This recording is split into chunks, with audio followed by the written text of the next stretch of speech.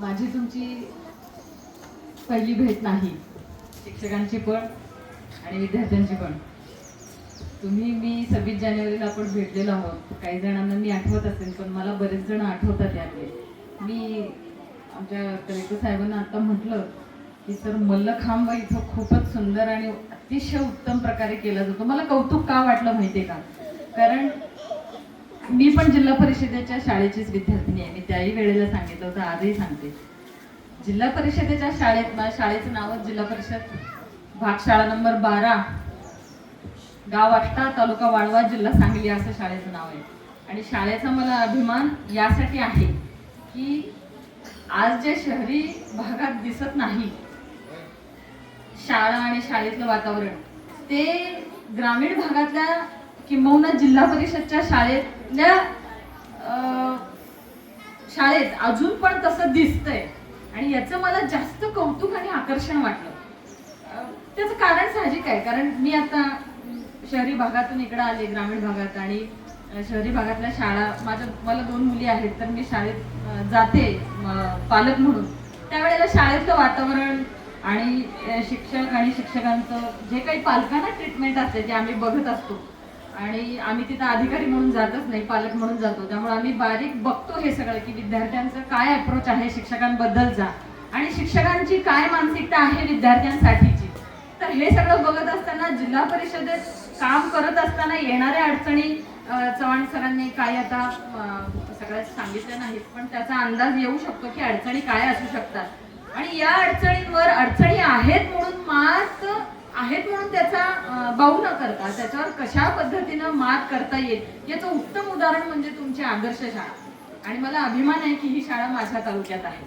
त्यामुळं मला असं वाटतंय की मी जर तहसीलदार म्हणून काम करत असेल आणि मी जर जिल्हा परिषद शाळेची एक विद्यार्थिनी म्हणून पुढे आले असेल, तर मी तुमच्या समोर एक अतिशय उत्तम उदाहरण आहे.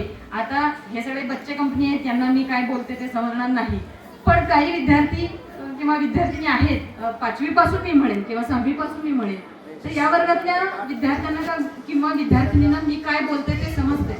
त्यामुळं चव्हाण सरांना मी किंवा विनंती करेन की प्रशासनाला पण, की आमच्यासारख्या अधिकाऱ्यांची गरज तुम्हाला ज्या ज्या वेळेला लागेल,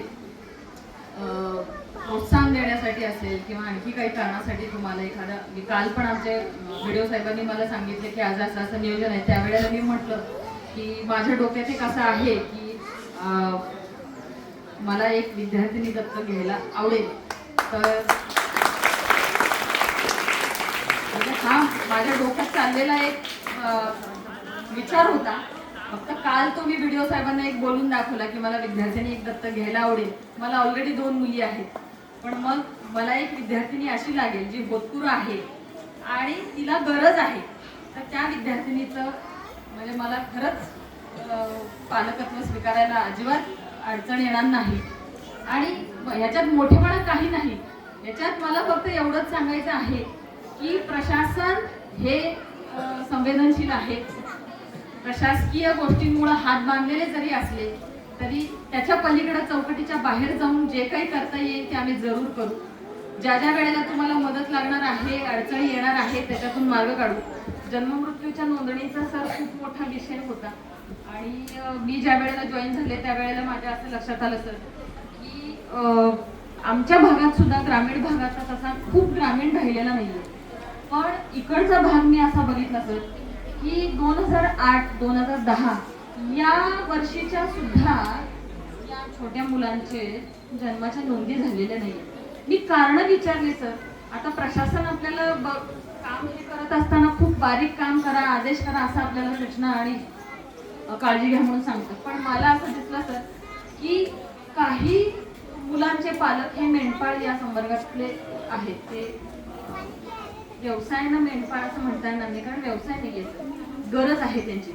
त्यामुळे ते या भागातून त्या भागात म्हणजे अगदी उस्मानाबाद पर्यंत सर हे ट्रॅव्हल करतात. घरी पाठीमाग काय झालंय याची त्यांना काहीच कल्पना नसते सर.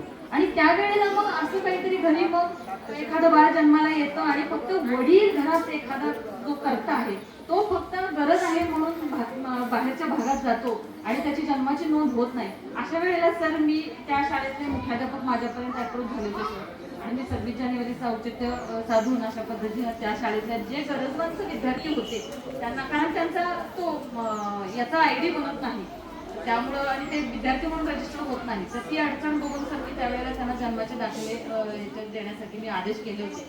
तर मला असं वाटतंय की प्रशासन नियमाने काम करतं, पण काम करत असताना थोडं मन संवेदनशील ठेवलं तर आपल्याला बरंच काही काम करता येतं. तर मला असं वाटतंय की मी जास्त वेळ घेणार नाही, कधीतरी निवांत मला बोलवा, मी बोलू शकते बराच वेळ, पण मान्य महोदयांची गडबड आहे. तर मी मला संधी दिली याबद्दल मी आपल्या सगळ्यांचे आभार मानते आणि थांबते. धन्यवाद.